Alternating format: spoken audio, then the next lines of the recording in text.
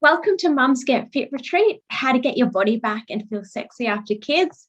This is the free online event specifically for the busy mum who wants to lose weight, tone up, and feel confident in herself and her body by eating better, working out, and working on her mindset. I am your host, Jessica Marie, and today we have a very special guest with us, Karen Martel.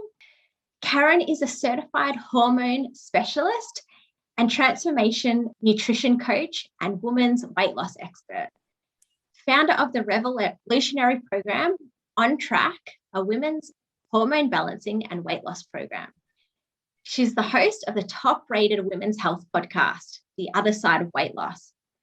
After struggling with her own health issues, Karen was determined to bring her knowledge to others with a bold new approach to women's health and weight management. Karen's passion lies in helping women break through weight loss resistance and find their personal weight loss code through diet, variation, and hormone optimization. Welcome, Karen. Thank you, Jessica. I'm so happy to be here. What a great summit. I love it. Thank you so much. Us moms need work. We need help. We need all the help we can get, don't we? We do, because we're like suckers for punishment. We want to, we try and do everything on our own. We don't like to ask for help. Podcasts and summits, it's a good way to get the information to women. So true. Mm-hmm. So Karen, tell me a bit about your journey, where you started and why you do what you do. Yes. So my journey started because I became a mom. So this is perfect. I had my first baby. I was 33, lost the baby weight while I was breastfeeding. And then I stopped breastfeeding about a year and a half in, and suddenly started gaining weight quite quickly and for no reason. Like I hadn't changed anything. I'd always been a healthy eater. So I was like, what's going on? And so I did what every woman does. I went to the diet books and tried every diet under the sun. I hired a personal trainer. I started going to boot camp. I was working out like crazy. And I did not lose a pound and only continued to gain. And I was getting all these other health problems. It was like it would all hit me within this a couple month time frame. And I had like really bad digestive issues, really bloated stomach, chronic insomnia where I wouldn't sleep all night. I was having horrible PMS. I went to the doctor. She put me on, the prescription sleeping pill, the prescription antidepressant, and it felt terrible, just all terrible. And so I tried going from Atkins. I did the Zone. These were all the popular diets at the time. Whatever was there, I was doing it. I tried it and only continued to feel horrible and continue gaining weight. And I was at the heaviest I'd ever been. And I was like, what is happening? Like, there's got to be something else going on here. And so I started doing my own research and decided that it was my hormones, because so much of it was around my period. Like I would have these horrible menstrual migraines, and insomnia would get really bad. The PMS was bad. So I went to a naturopath and I asked him to test my hormones, because no doctor at that time, me being 33, is going to be like, oh, it's your hormones. Yeah. So I had my hormones tested, and lo and behold, I had a whole slew of problems. I had too much estrogen compared to my progesterone. I had adrenal insufficiency. So my DHEA was really low. My cortisol was really low. I had hypothyroidism, which I later found out. And so me starving myself, calorie restricting, and working out super hard was the absolute worst thing I could have ever done for that hormonal profile that I just described. And so I ended up just quitting all of that. I was like, forget it. I'm not doing any of this. My naturopath said, why don't you go on a ketogenic diet, which at the time, no one had ever heard of that.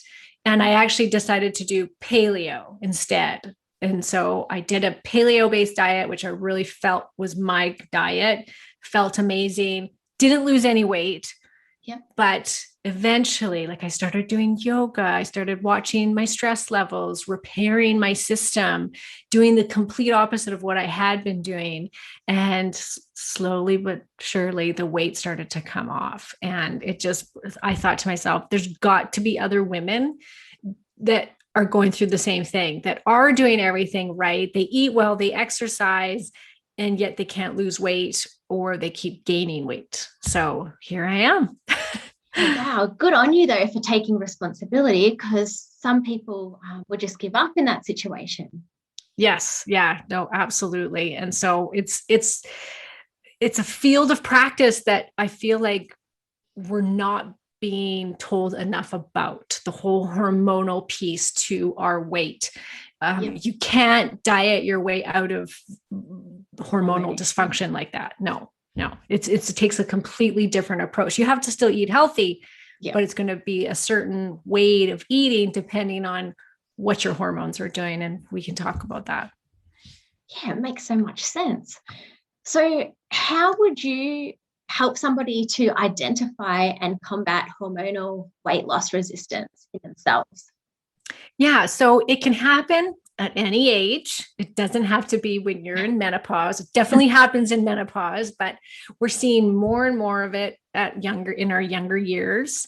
And if you are somebody that, like I said, eats well, exercises, and you're not losing any weight, or it could be that you go on a diet. So you find the next best diet, you go on it, you lose some weight, and then it comes to a complete stop, and you keep lowering the calories or lowering the carbohydrates and exercising more, and your body doesn't let go of it. So there's the weight loss resistance of going into it and you're not losing anything. And then you'll lose a little bit, and then you hit that horrible weight loss plateau and you can't get out of it. So both of those, you've got to look at the hormones, because 95% of the time it will be hormonal.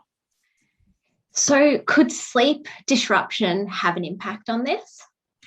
Absolutely. So sleep, we know there's a few things that happen if you don't sleep. One of them is hunger goes up. So certain hunger hormones will actually go up. So ghrelin is one of them, leptin is another. And so when we don't sleep well, we are bound to eat more the next day. So that's really key. I mean, you have to think about, I always go back to like my party days. I haven't drank in for over 10 years, but when I did used to, like, how many times the next day it wasn't just the hangover, it was the lack of sleep, as if you were ever eating a healthy salad with some good lean protein. So, you know what I mean? Like, we do not eat like that when we haven't slept well, whether it's you're hungover or not, we just don't. And if you actually test your blood sugar, you will see, and I have my clients do this all the time, which is just start monitoring your blood sugar, like buy a little glucose monitor or continuous glucose monitor. Now, those are great. Watch, you will have a bad night's sleep and your blood sugar will go up. So if you're chronically sleep deprived, you're keeping your body in a state of insulin resistance. Yeah. Which means you'll be storing everything you eat as fat. So not only are you eating more, but you're also going to be more insulin resistant when you're not sleeping. And then, of course, the whole cortisol goes up. It stresses your system out. All of these things will contribute to weight gain. I love that tip about checking your blood sugar. That's a really great strategy that somebody watching here could perhaps implement if they're worried about hormonal issues. Yes. So how would you say chronic low-carb diets and fasting can harm your hormones as well as the sleep? Yeah. So we all know that the most Googled diet in the world right now is a ketogenic diet. And right behind that is fasting. Yeah. It's all the rage. I mean, I talk to people every single day that have been doing this. They went keto, then they started fasting, then they went carnivore. And people get good results, especially in the beginning. It can be completely life-changing, especially if you've had a lifetime of yo-yo dieting and trying to restrict calories and fighting with hunger. Low-carb diets really suppress hunger. They stabilize your blood sugar. They help heal your gut. It can be such an amazing reboot to the body. Yeah. But what we're seeing now, and I went hard on the keto train for many years, and I had all my women doing it and fasting. And then it was like more and more and more of these women and clients and members in my group were like, I can't lose any more weight. Like, I'm gaining weight now, or geez, I don't feel well. I'm getting really tired. I'm losing my hair. I have insomnia, like all these adverse side effects. Yeah. And you see it on all these little forums that are out there for low carb diets where women will say that they'll be like, I'm eating 20 grams of carbohydrates a day, and I lost, 60 pounds in the beginning, and I'm eating one meal a day, and I can't seem to lose any more weight. And everybody jumps on, the 300 ketoers on that forum are going to say, go lower carb, go fast for 5 days, fast for 7 days. Oh yeah. I see it all the time. It just makes me cringe. Yeah. We as women, as we talked about in the beginning, we are under a lot of stress. We do too much now. I mean, we're not only the head of the household, we're also working full time. It's crazy. And our bodies are under a lot of stress. So not only from our lifestyle, but also from our environment. We have a lot of toxins. We have a lot of fake hormone stuff coming at us, the xenoestrogens, the artificial lighting, the pollution. These are all taxing to our body. So we have this like perfect storm right now for all of us women that's hammering down on our stress system. And so the last thing that your body wants you to do is starve yourself, because your body doesn't know on the inside that, hey, you're following a ketogenic diet, or OMAD, the 1 meal a day is very popular right now, or carnivore. Your body doesn't know that you're trying to lose weight. It sees weight loss actually as a threat. Yeah. And so the body goes, oh, we're only getting, 800 calories a day or 1,000 calories a day. We must be in a famine. And it's smart. Our bodies are going to down regulate our metabolism. It's going to down regulate our thyroid hormones, because it's going to try to preserve energy. And this is where that horrible plateau really kicks in. And it's not to say it's going to happen to everybody. And certainly the more you have to lose, the longer you can do it before seeing adverse side effects. Yeah. But in majority of women, as they get down farther, their bodies will start to revolt on them and say, no, this is not cool. We can't be doing this. We can't be, living off of 500 calories a day or whatever it might be, or fasting for 5 days. Your body then shuts down your hormones, because it says, well, we're only here to procreate. Really. That's it for women. We're here to procreate on the inside, right? We're here to keep the species alive. Men are here just to spread their seed. So they do actually really well with it, with low carb diets. Women, however, our bodies see this as, don't get pregnant because you don't have enough nutrients to feed a baby.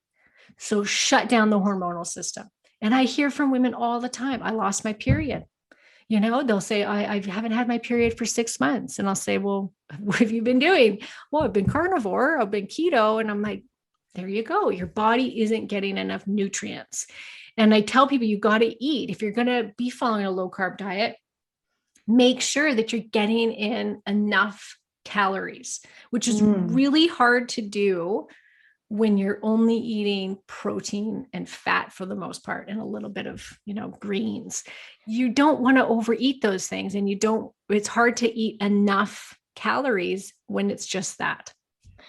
That was going to be my next question, actually, in regards to fasting. So does it still mess with your hormones and put a lot of stress on your body if you were to still manage to get your adequate amount of calories into your smaller window? Yes, that can work for some women, but in my program, I've got, I usually put about 3 days of fasting inside the program, and it'll be different lengths of time. So intermittent fasting, sometimes we go till noon, sometimes we go till 2. Yep. And I make sure that there's, a good amount of calories. Sometimes it's in a deficit, but then the next day we're going to be in a surplus or normal amount of calories, so that we're signaling to the body that we're not in starvation. Yep. But I've had so many women, Jessica, that will still say, I come out of those long fasts and I do not want to eat salad. I do not want to eat vegetables. I just want to binge hard on sugar. Yeah. And so it can backfire. And that is the body going, it's like it panics on the inside, like, oh, this is too stressful. Eat. We're in that famine again. So every person's going to react differently hormonally when it comes to the fasting, but you really do have to be very, very careful. And if you're going to fast every day, you have to make sure there's days in there where you are in a normal caloric intake. Yeah, no, it does make so much sense. So with weight loss resistance in women, why do we hit plateaus, and why do some women, despite eating healthy, why can they not lose weight? So in our fertile years, one of the main things that we'll see happen is when you get into your 30s, especially into your later 30s, we start to see progesterone, especially post-child too. This can really happen. This is one of the causes of postpartum depression, is progesterone will start to decline. Now, if you're in your earlier years, like 20s and early 30s, there's different hormonal stuff that I tend to see. We tend to see things like insulin resistance, hypothyroidism can be one. The low cortisol, like I had. I was 33, my adrenals were shot. So my body was in this really stressed out state. It was going to help just hold on to that fat. And I had hypothyroidism.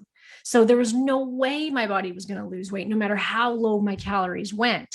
So if you're in your 20s and early 30s, absolutely still look at your hormones, but that, you want to start testing your blood sugar. Get yourself a full thyroid panel. You had Dr. Amy on, she probably talked about, how to properly test thyroid. Yes. Yeah. Estrogen dominance. Now, estrogen dominance isn't necessarily coming from in our body. I don't see that too often where our ovaries are producing too much estrogen.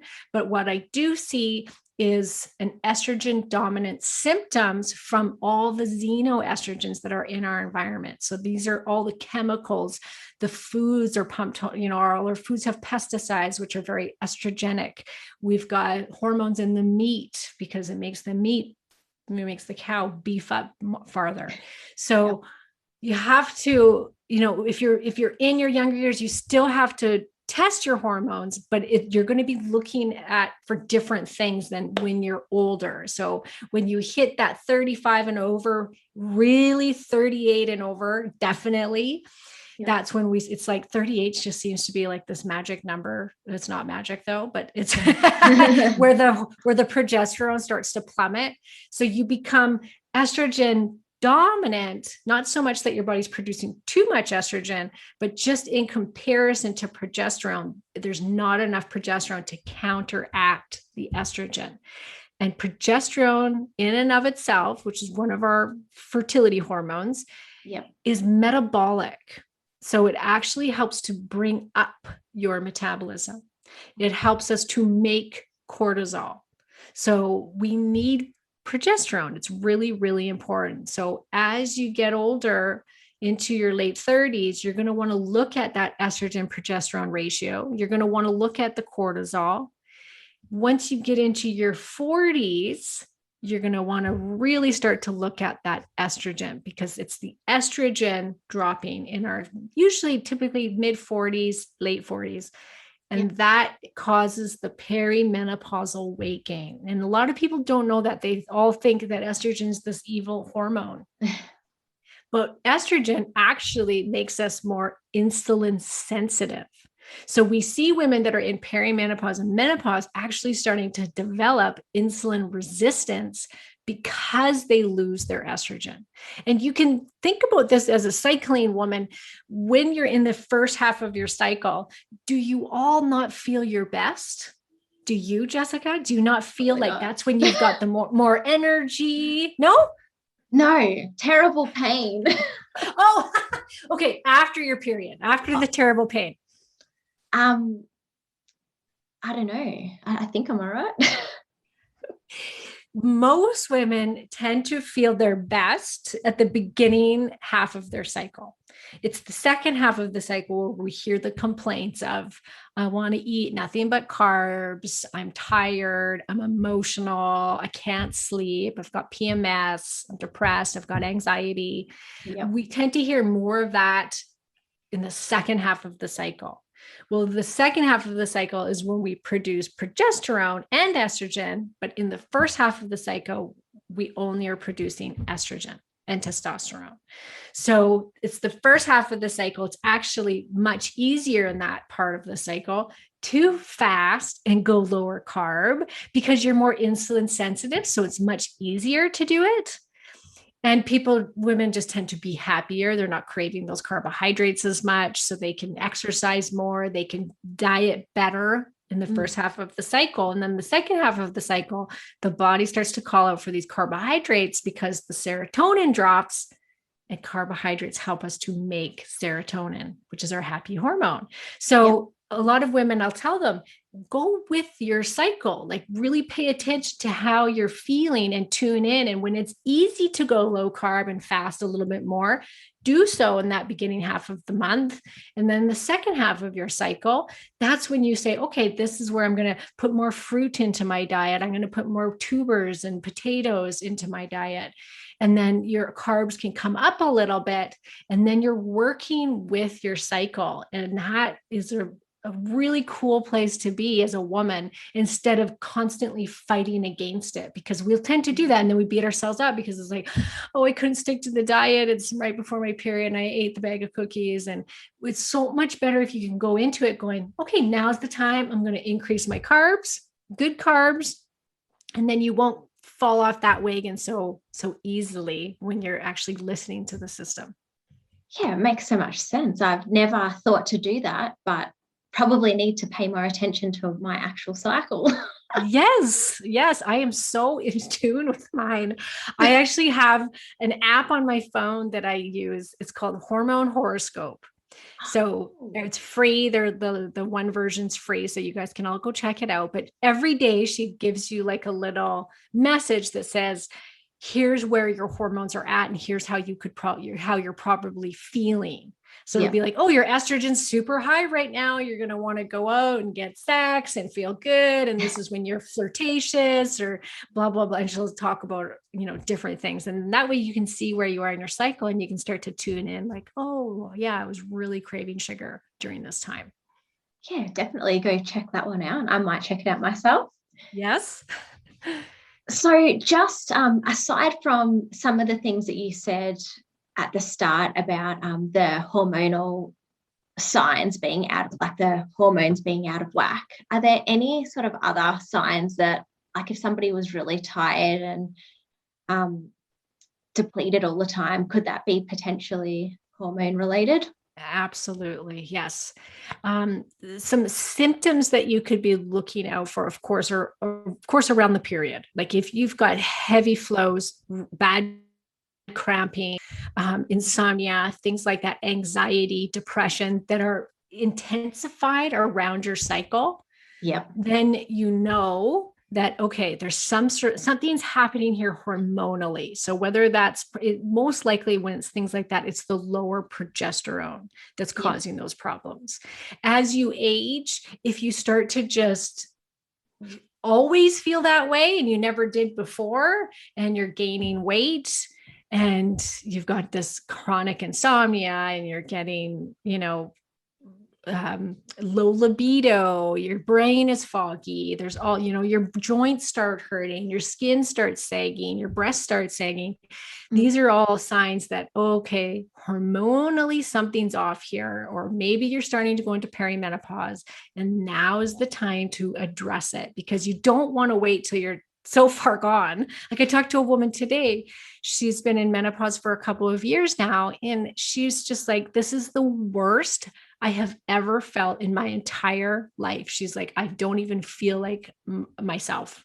Yeah. And I'm like, yeah, it's so sad that women wait till they feel like that before they reach out for help. And it's like, no, start as early as possible, maintaining your hormonal levels. So besides that, definitely like libido, brain stuff, fatigue, headaches. Yes. Migraines.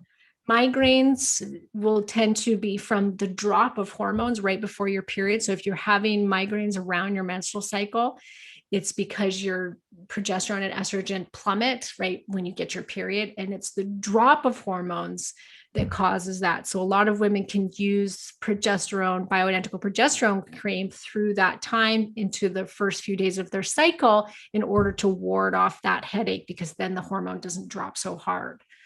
Some women need estrogen during that time to help keep the levels up.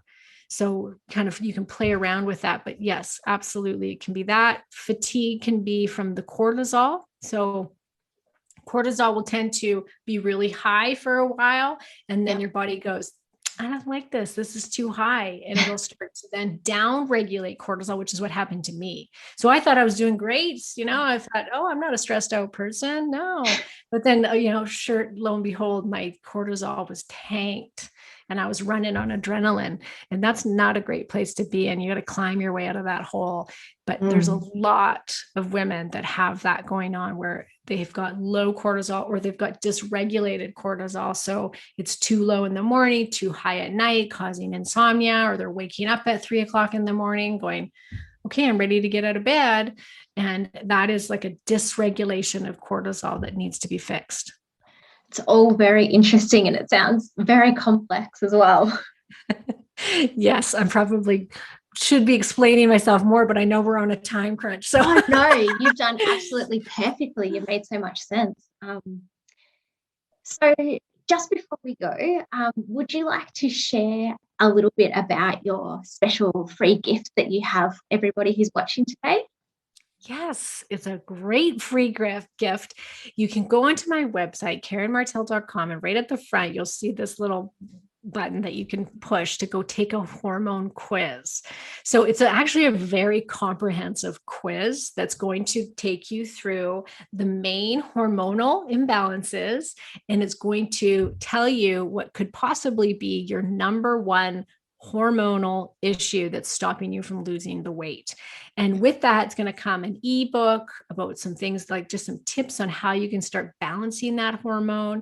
It's going to give you a 2-week meal plan that's called my Hormone and Metabolic Reboot meal plan that is going to cycle you through the low carb. So it kind of goes from keto to paleo. We've got some fasting in there, but it cycles everything, cycles the calories, cycles the carbs so that we don't plateau and that we don't wreck our hormones. Thank you. That sounds wonderful and very generous with the meal plan in there too. And guys, you can get this below the video. There'll be a link just below the video. Thank you so much for being a part of this today, Karen. Oh, thank you so much for having me, Jessica. It's been awesome. And also to the girls that are watching, thanks girls for watching. And also please be sure to stay tuned for tomorrow's interview. And we'll see you then.